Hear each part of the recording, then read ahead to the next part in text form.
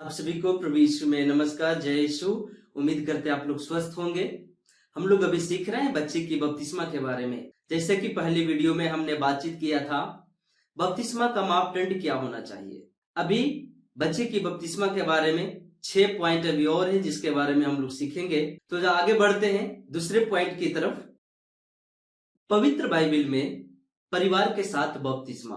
प्यारो, जब हम बाइबल पढ़ते हैं तो पवित्र शास्त्र में हम कहीं भी ऐसा नहीं देख सकते हैं कि जहां पर बच्चे की बपतिस्मा खुले रूप से हुआ हो। लेकिन बहुत सारी ऐसी घटनाएं हैं जिसे देख करके हम समझ सकते हैं उस बपतिस्मा में बच्चे भी शामिल जरूर होंगे। इसको समझने के लिए हम देखेंगे बाइबल में परिवार का बपतिस्मा कहां कहां पर हुआ है, क्योंकि परिवार में कोई एक जन तो नहीं होता है। परिवार बोले तो पति पत्नी और उसमें बच्चे भी जरूर होते हैं। तो हम लोग आइए देखते हैं बाइबल में परिवार के साथ पूरे परिवार कहां कहां पर बपतिस्मा लिए हैं। तो उनमें से पहला परिवार है प्रेरितों का काम 16 अध्याय वचन 14। तो यहां पर इस तरह से लिखा हुआ है, सुनने वाली महिलाओं में एक का नाम लुदिया था और वह थुआतीरा नगर की रहने वाली थी। वह बैंजनी कपड़ों का व्यापार करती और ईश्वर पर श्रद्धा रखती थी। प्रभु ने उसके हृदय का द्वार खोल दिया और उसने पौलुस की शिक्षा स्वीकार कर ली। सब परिवार बपतिस्मा ग्रहण करने के बाद लुदिया ने हमसे यह अनुरोध किया, आप लोगों ने माना है कि मैं सचमुच प्रभु में विश्वास करती हूँ, तो आइए मेरे यहाँ ठहरिए। तो दोस्तों, यहाँ जो है प्रेरित पौलुस हमें बता रहे हैं लुदिया नाम की एक स्त्री थी जो प्रेरित पौलुस के द्वारा प्रभु का वचन को सुनी और पूरे परिवार के साथ बपतिस्मा ली। और दूसरा परिवार है प्रेरितों का काम 16 अध्याय में ही हम देख सकते हैं पौलुस और सिलास की घटना।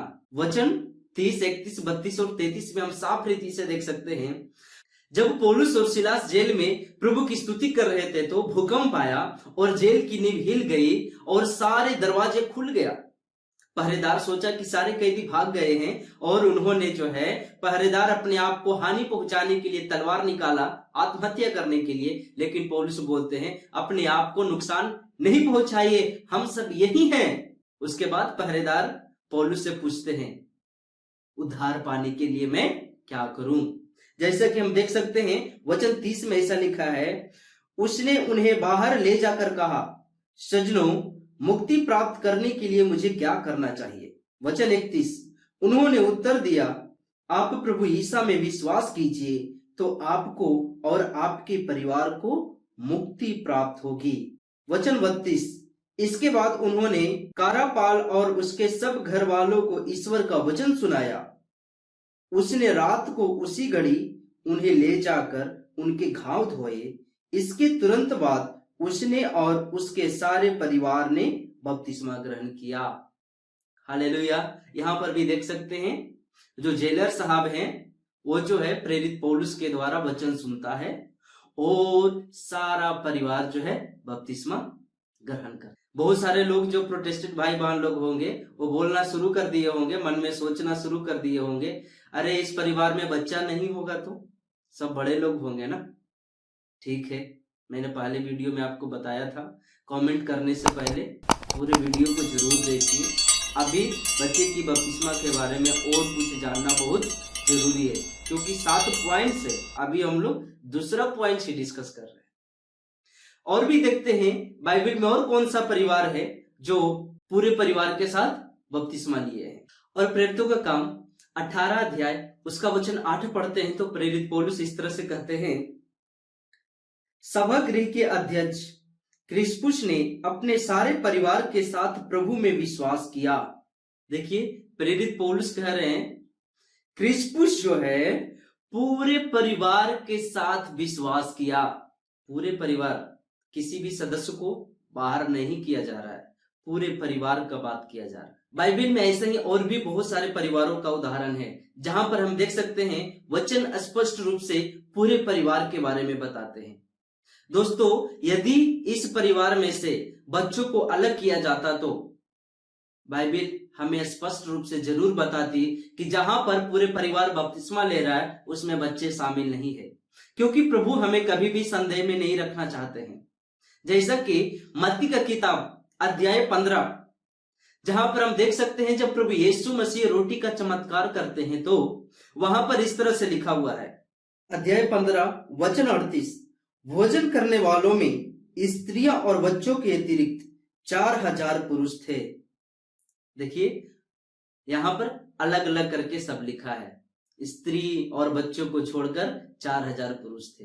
तो भी हम जितना भी परिवार के बारे में पढ़ा वहां पर भी ऐसा लिखना चाहिए था, बच्चों को छोड़कर एक परिवार में इतना लोग बपतिस्मा लिया नहीं, पूरे परिवार को शामिल किया जा रहा है। इससे थोड़ा स्पष्ट होता है कि जहां पर भी प्रभु का वचन का प्रचार हुआ है, जो लोग प्रभु को सुने हैं उन्होंने पूरे परिवार के साथ प्रभु को ग्रहण किया और बपतिस्मा भी स्वीकार किया है। जैसा कि प्रेरितों का काम 16 अध्याय वचन 31 पढ़ते हैं तो वहां पर कैसा लिखा है, जब तू विश्वास करेगा तो तेरा घराना उद्धार पाएगा। जब आप विश्वास करते हैं तो सिर्फ आप ही नहीं, सिर्फ मैं ही नहीं, मेरे द्वारा आपके द्वारा प्रभु पूरे सदस्य को अनुग्रह से भर उद्धार देता है। इसलिए प्यारो, उद्धार जो है हमारा घर में आता है तो सिर्फ हमारे लिए नहीं है या जो वचन सुनता उसके लिए नहीं है, बल्कि आपके विश्वास के द्वारा परमेश्वर उसे भी बचाता है। आपके पश्चाताप के द्वारा परमेश्वर दूसरों को भी जीवन में कार्य करता है। जैसा कि हम प्रभु यीशु का जीवन से देख सकते हैं, जब प्रभु यीशु मसीह जक्कई का घर में जाते हैं, जो कि हम लूका 19 अध्याय में देख सकते हैं, तो प्रभु क्या कहते हैं, आज इस घर में उद्धार आया है। जक्कई के पश्चाताप के द्वारा पूरे घर को बचाया जाता है। क्यों? क्योंकि ये अब्राहम का वंश है। जब हम प्रभु में विश्वास करते हैं तो हम अब्राहम का वंश कहलाते हैं, हम अब्राहम का संतान बन जाते हैं, उस अब्राहम का जिसे परमेश्वर यहोवा ने आशीषित किया है। हालेलुया। जैसा कि हम देख सकते हैं प्रेरितों का काम अध्याय 11 वचन 14, वह जो शिक्षा सुनाएंगे उसके द्वारा आपको और आपके सारे परिवार को मुक्ति प्राप्त होगी। हम जो वचन प्रचार करते हैं किसी एक के लिए नहीं, जब प्रभु का वचन घर में आता है तो एक व्यक्ति के लिए नहीं, तू उद्धार पाएगा तो तेरा घराना उद्धार। कैथोलिक चर्च में अन्य धर्म को लोगों को जब तक वो विश्वास नहीं करते हैं, अपने मुंह से अंगीकार नहीं करते हैं, उन्हें बपतिस्मा नहीं दिया जाता है, जब तक वो खुद न स्वीकार करे मुझे बपतिस्मा चाहिए। जब हम प्रेरितों का काम 2 अध्याय उसका वचन 38 और 39 पढ़ते हैं तो प्रेरित पौलुस वहां बोल रहे हैं, ये जो प्रतिज्ञा है तुम्हारे संतानों के लिए भी है। प्रेरित पौलुस जो है बच्चों को प्रभु का प्रतिज्ञा से दूर नहीं कर रहे हैं, प्रभु का अनुग्रह से दूर नहीं कर रहे हैं। इसलिए ये जो परिवार के बारे में जो हम अभी देखे हैं, जिन्होंने पूरे परिवार के साथ बपतिस्मा लिया, इनके उदाहरण से हम समझ सकते हैं कि बच्चे भी बपतिस्मा ग्रहण किए होंगे। प्रभु यीशु जो है निकोदेमुस से जब बातचीत कर रहे थे यूहन्ना का रति सुसमाचार में, तो प्रभु स्वयं कहे हैं, जब तक एक व्यक्ति जल और आत्मा से जन्म न ले वह स्वर्ग राज्य में प्रवेश नहीं कर सकता। प्यारो, हम प्रभु का राज्य में जाना चाहते हैं, हम प्रभु यीशु के साथ जाना चाहते हैं, हम अपने बच्चों को साथ क्यों ना ले जाऊं। अगर बच्चे भी साथ जाना है तो जल और आत्मा से जन्म लेना जरूरी है। बपतिस्मा किस लिए, बपतिस्मा लेने का मकसद क्या है, बपतिस्मा क्यों लिया जाता है और बपतिस्मा लेने से होता क्या है। खास करके अभी जो विरोधाभास चल रहा है प्रोटेस्टेंट लोगों का मन में कैथोलिक कलीसिया के प्रति, जो बपतिस्मा बच्चों को देता है तो गलत है।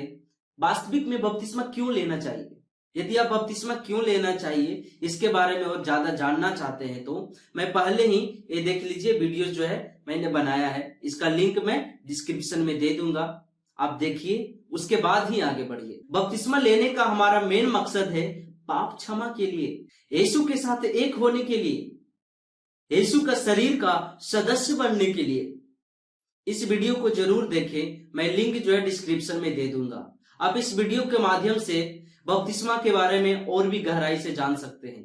बपतिस्मा क्या है, बपतिस्मा कब लेना चाहिए, कैसे लेना चाहिए, कौन दे सकता है, क्यों लेना चाहिए, लेने से क्या होता है। ये सारी जानकारी जो है आपको इस वीडियो के माध्यम से मिल जाएगा। तो ये वीडियो खत्म होने के बाद इस वीडियो को जरूर देखें।